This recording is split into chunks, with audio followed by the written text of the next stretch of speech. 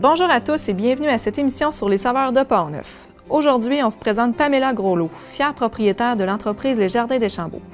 Une entreprise qui est située à Deschambault-Grondines et qui offre une variété impressionnante de légumes et de fruits.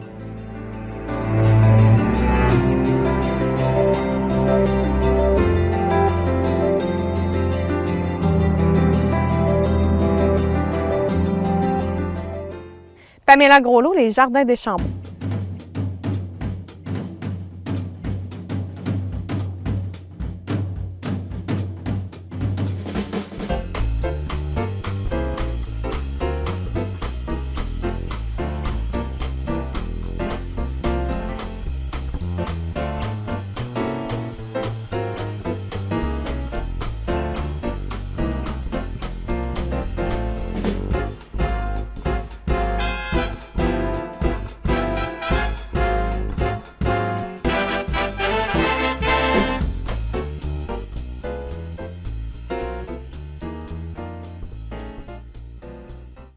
Donc, les Jardins Deschambault, il faut remonter à il y a une trentaine d'années, quand mon père et ses frères ont racheté la terre familiale suite au décès de mon grand-père. Et ils ont décidé d'implanter un verger sur une partie là, de la terre. Donc, depuis une trentaine d'années, on a un verger auquel s'est ajoutée une culture de prunes. Et moi, il y a 3 ans, j'ai décidé de reprendre une partie des champs pour ajouter à ça une culture maraîchère. Et cette année, donc, c'est l'année officielle là, de démarrage de l'entreprise auquel j'ai englobé et la production de pommes, prunes, le maraîcher et aussi un petit rucher là, au niveau des abeilles.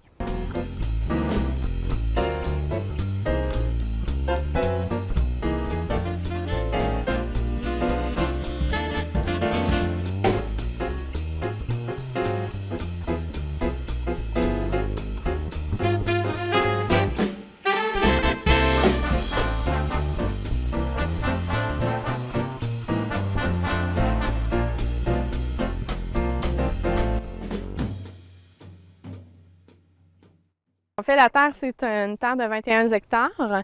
Donc, on a à peu près 3 hectares qui est en culture, en pommiculture.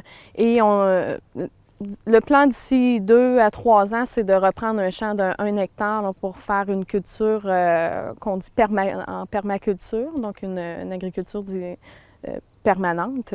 Et éventuellement, là, à plus long terme, il y aura un deuxième champ de 2 hectares là, qui sera repris, mais pour l'instant, là, c'est un projet plus à long terme.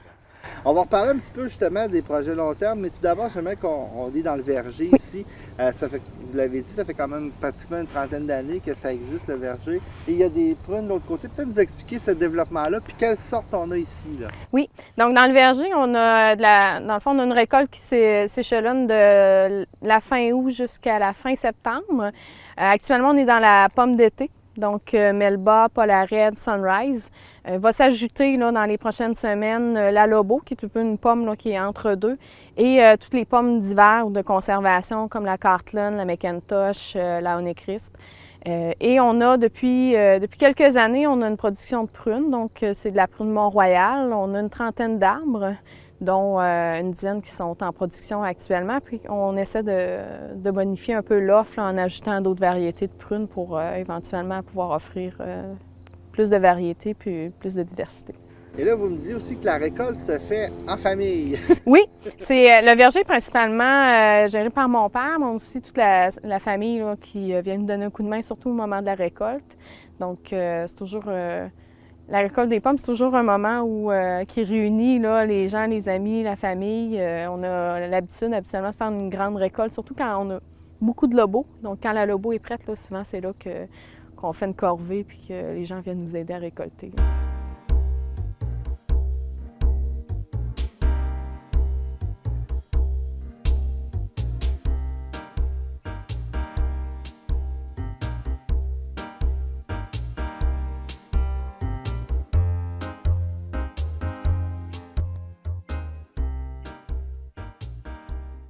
Moi, j'ai pas une formation au niveau agricole, donc j'ai acquis de l'expérience en aidant mon père dans le verger. J'ai eu à aller chercher beaucoup de formations au niveau surtout du maraîcher et du domaine de l'apiculture.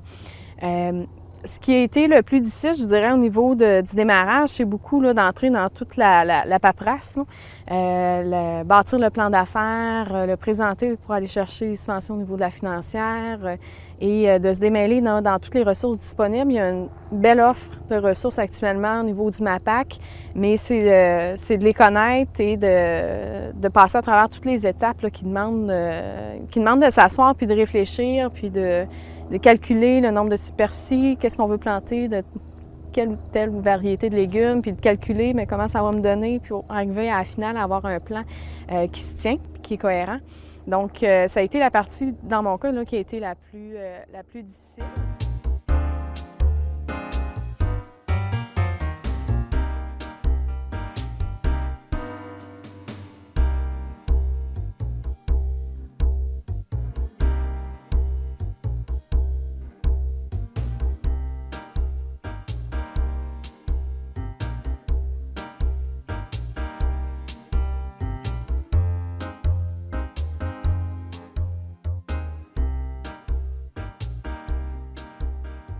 Vous me disiez tantôt que chaque culture a sa technicalité. On parle ici, entre autres, pour les pommes, il y en a certaines qui résistent mieux à l'hiver que d'autres. Oui. Il faut tout connaître ces particularités-là. Hein? Oui, puis ça bouge beaucoup d'un secteur à l'autre. La réalité au niveau des pommiers ici ne sera pas la même que si on va dans un verger à Neuville.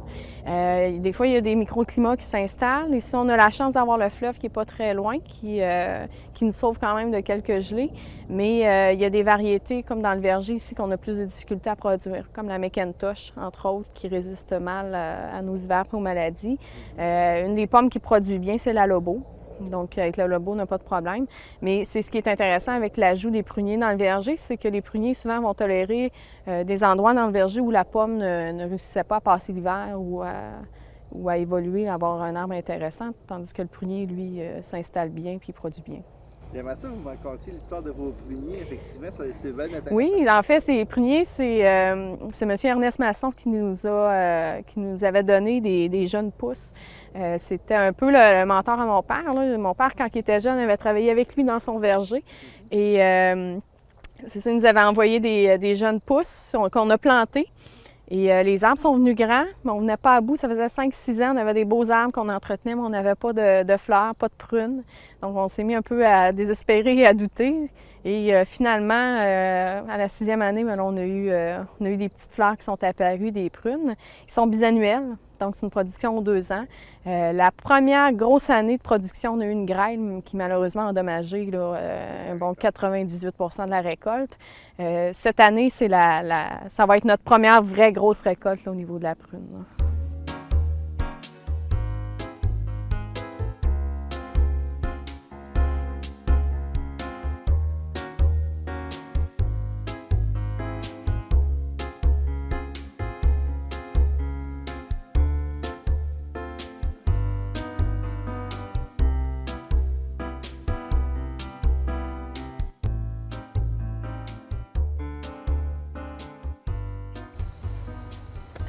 Alors maintenant, on va décrire un petit peu la culture ici. Alors, on est dans le jardin directement. Alors, parlez-nous des... Il n'y a pas de fruits ici, là, c'est vraiment les légumes. Oui. Alors, parlez-nous de tous les légumes que vous avez. Donc, actuellement, on a 2500 mètres carrés en culture qui va être extensionné l'année prochaine là, sur 1 hectare.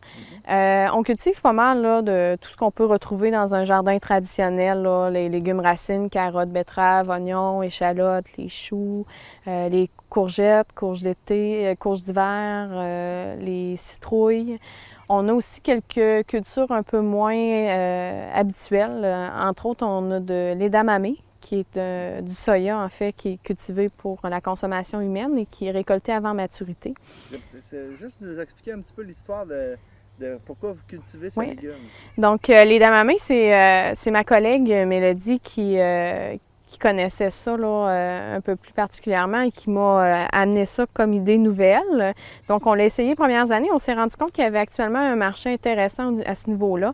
On cultive beaucoup de soya pour la consommation animale, mais on le retrouve peu à l'heure actuelle là, pour du soya frais pour la consommation humaine. C'est au niveau, ça se consomme surtout au niveau asiatique, mais ça commence à arriver là, au Québec. On le voit de plus en plus intégré dans des recettes de chefs. comme 3 fois par jour et tout ça. Ici, on a développé des variétés qui sont vraiment plus pour la consommation de l'edamame, donc, et aussi du soya sec qui va être consommé à ce moment-là plus comme une légumineuse. Donc, c'est pas mal d'edamame, mais vous avez d'autres légumes aussi plus exotiques qu'on ne connaît pas beaucoup? Là? Oui, on teste actuellement la culture d'okra ou de gombo. Oui. Qui est un fruit, là, la plante est dans la famille des hibiscus, c'est un fruit qui est fait un peu sur le long. C'est ajouté beaucoup dans les plats africains.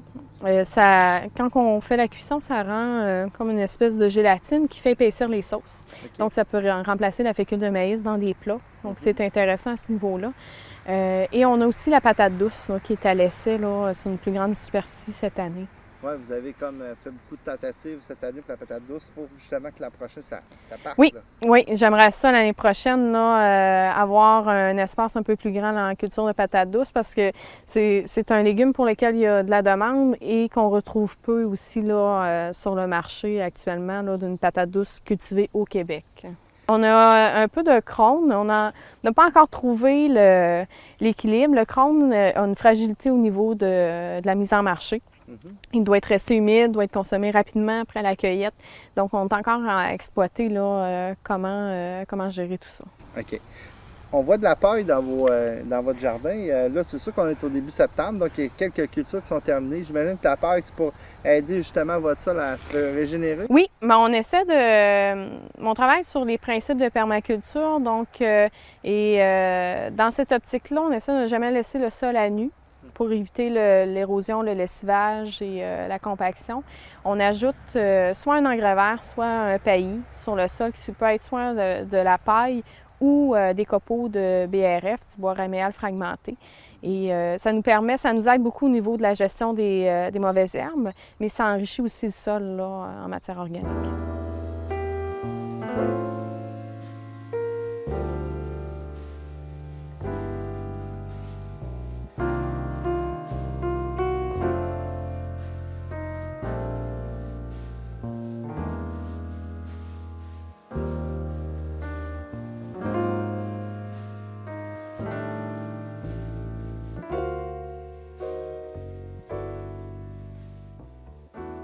Actuellement, c'est sûr que ce qui est intéressant, c'est qu'au niveau du programme Prime Vert au MAPAC, on met beaucoup l'accent sur essayer de baisser l'utilisation des pesticides ou des biopesticides, parce que c'est pas parce que c'est bio que c'est pas sans danger nécessairement.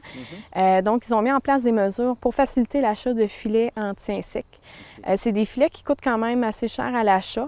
Ce qui est intéressant actuellement, c'est qu'avec la subvention, ça les rend accessibles, puis c'est plus, les gens sont plus portés à faire l'essai. Ici, on a toutes nos cultures de choux sont sous filet là, pour justement limiter l'invasion des insectes. On travaille toujours dans une optique de biodiversité, d'atteindre un certain équilibre.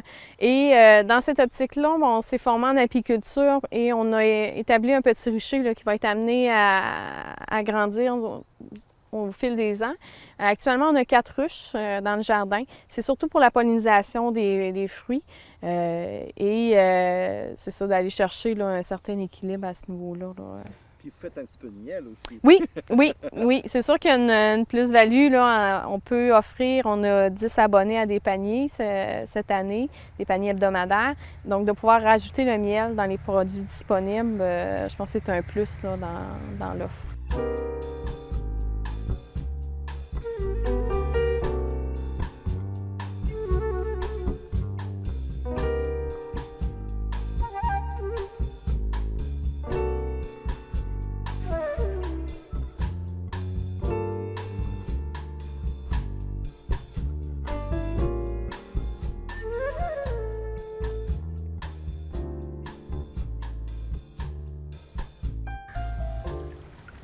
Alors, on va terminer devant le kiosque.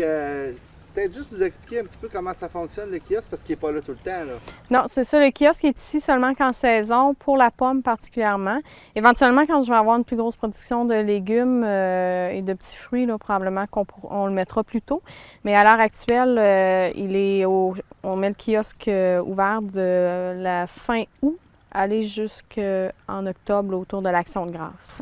Alors, les gens passent, s'arrêtent, puis là, ben, si vous venez justement répondre aux clients à chaque fois, vous êtes dans la maison Oui, c'est principalement ma mère qui s'occupe de la vente au kiosque. Donc, on est ouvert 7 jours sur 7, de 11h jusqu'à 17h30. Et on a de la pomme, on a de la prune, puis on a souvent quelques légumes là, qui sont disponibles. Donc, depuis 3 ans, on a une présence dans les marchés publics.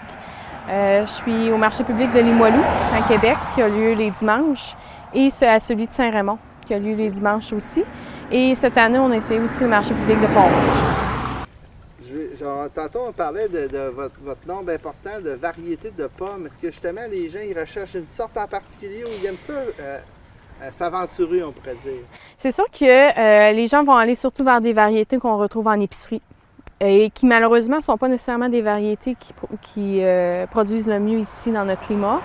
La McIntosh est un incontournable. Il y a une très grande demande pour la McIntosh.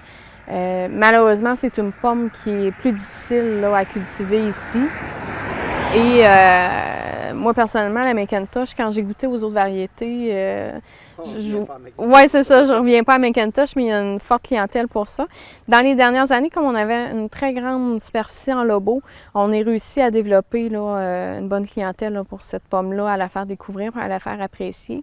Puis c'est sûr que les incontournables, là, c'est entre autres la Cartland, qui est une pomme de conservation qui peut se garder longtemps, qui est sucrée, qui est croquante.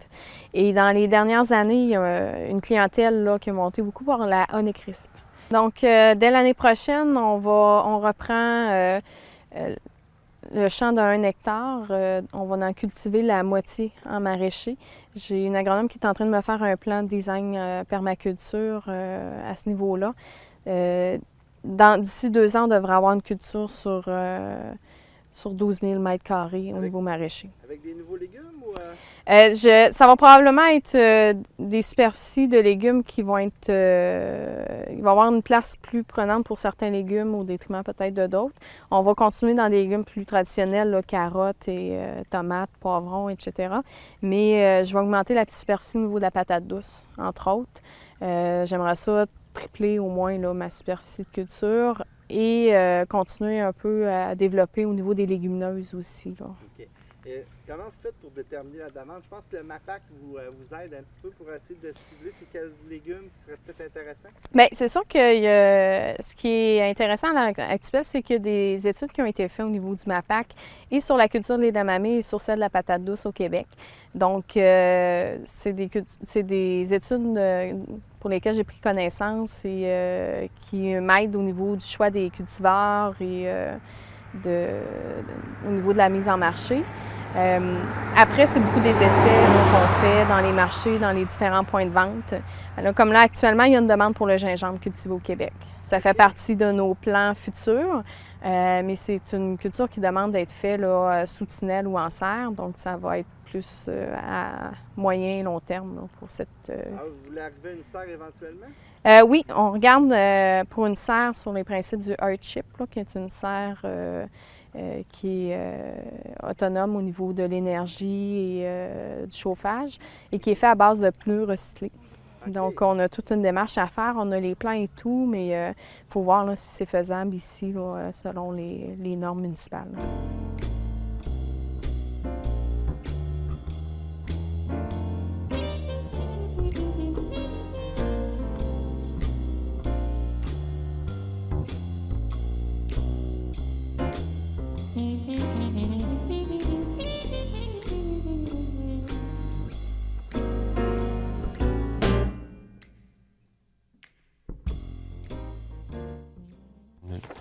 Donc, il y a 3 grandes orientations qui ont été retenues à l'intérieur du PDZA.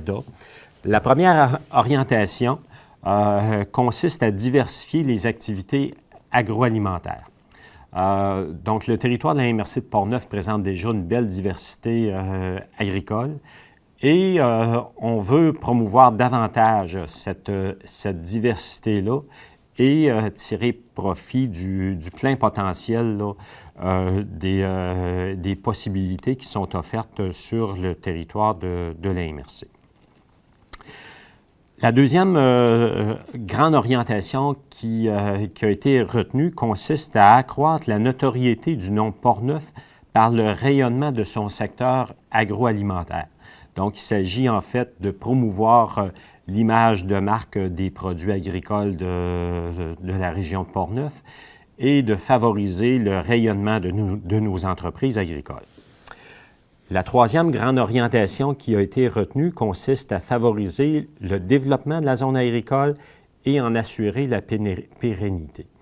Donc, le territoire agricole de la MRC de Portneuf est un territoire relativement étendu et c'est important d'en assurer la protection et de favoriser, exploiter davantage le potentiel de développement que recèle ce territoire-là. Il y a différents objectifs peut-être pour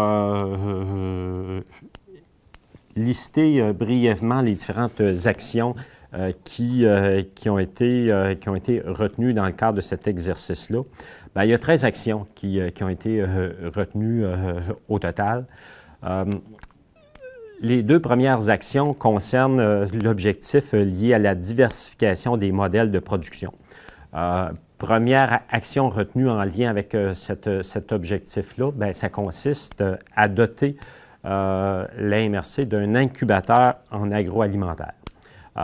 Comment tout ça va se faire? Bien, il faut analyser les différents modèles qui existent là, en matière d'incubateurs agroalimentaires. Deuxième action liée à la diversification des modèles de production, ça consiste à promouvoir les différents modèles de production et marchés traditionnels, en l'occurrence la production biologique et les différentes cultures émergentes sur le territoire. Deuxième objectif concerne la transformation agroalimentaire et agroforestière. Donc, il y a deux actions liées à cet objectif-là. D'abord, c'est d'exploiter le plein potentiel des infrastructures de transformation dans Portneuf. Il n'existe pas beaucoup d'infrastructures de transformation, mais il s'agit de tirer profit du plein potentiel des infrastructures déjà existantes sur le territoire. Deuxième action, c'est lié à cet objectif-là, c'est d'inventorier les utilisateurs potentiels de biomasse et de favoriser le développement de cette filière-là. Donc, la MRC a déjà embauché un ingénieur forestier en début d'année qui travaille déjà sur la réalisation de cette action-là. Autre objectif lié à la promotion et l'importance de l'agriculture, il y a deux actions liées à cet objectif-là. Donc, d'élaborer une stratégie de valorisation des activités et produits agroalimentaires dans un premier temps, et dans un deuxième temps, de faire la promotion de Portneuf comme destination agro-touristique. Donc, il y a des atouts indéniables qui caractérisent la région de Portneuf, notamment en termes de localisation géographique. Et il s'agit de tirer profit de ces atouts-là, notamment sur notre localisation qui est privilégiée entre les marchés de Québec et de Trois-Rivières. Autre action qui est liée à un objectif lié à l'accessibilité aux terres et à la superficie productive de la zone agricole, bien, une des premières actions qui a été retenue, ça consiste à étudier la caractérisation des terres sous-exploitées, donc d'inventorier les terres agricoles qui sont sous-exploitées et de tirer profit du plein potentiel qui est offert par la zone agricole. Autre action liée à cet objectif-là, c'est de définir conjointement avec les différents intervenants, un cadre régional applicable au morcellement des propriétés agricoles. Autre action liée beaucoup plus au cadre réglementaire applicable sur le territoire, c'est d'élaborer une politique régionale de gestion de l'urbanisation. Ensuite de ça, d'adapter les normes municipales applicables aux nouvelles règles sur le bien-être animal. d'étudier la fiscalité applicable aux propriétés agricoles et forestières, d'élaborer un cadre régional favorisant l'hébergement des travailleurs agricoles et, dernière action retenue, d'élaborer une stratégie pour soutenir l'établissement de la relève agricole. Donc, ça fait le tour un petit peu des actions qui ont été retenues à l'intérieur du plan de développement de la zone agricole. Il faut retenir que la MRC est responsable de la mise en valeur, de la mise en œuvre, pardon, du plan de développement de la zone agricole. La coordination de la mise en œuvre va se faire conjointement par le service d'aménagement du territoire de la MRC et le service de développement économique. La MRC va faire appel aux différentes structures déjà en place sur son territoire pour assurer le suivi de la mise en œuvre du PDZA. Et il y a un rapport d'activité qui va être produit annuellement pour faire le point sur l'état d'avancement de la réalisation des différentes actions qui ont été identifiées à l'intérieur du plan de développement de la zone agricole. Merci. Voilà, c'est tout pour aujourd'hui. On vous invite à être des nôtres la semaine prochaine. On vous présentera une autre entreprise membre de Culture de Saveur, la Ferme du Halin.